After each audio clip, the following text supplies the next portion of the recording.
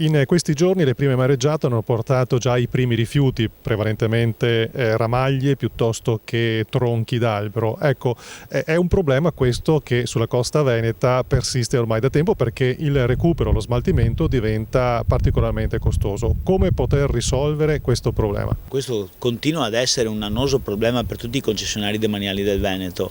Abbiamo bisogno che il materiale spiaggiato non sia più considerato rifiuto speciale con tutti i costi e le difficoltà relative al suo smaltimento, ma possa essere appunto considerato biomassa e quindi permetta di essere trattato e smaltito, permettendo delle economie di spesa ed una gestione più lineare, più semplice, più snella.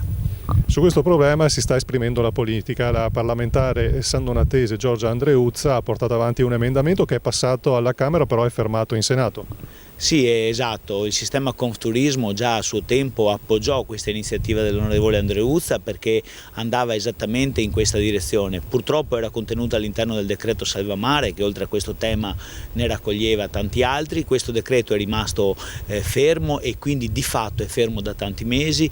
Noi ci auguriamo che su questa proposta ci possa essere una convergenza trasversale della politica che possa aggregare anche appunto le forze di governo e quindi il PD e il 5 Stelle. È una questione di buon senso, si tratta di dare una mano agli operatori che hanno consentito con grande coraggio e con un grande sforzo di far partire la stagione estiva che si è conclusa da poco, che è stata difficile per tutti ma che ha consentito di mettere in moto la grande macchina del turismo e soprattutto quella grande risposta occupazionale per le tante famiglie impiegate in questo settore che ricordo sempre essere la prima industria della Regione Veneto.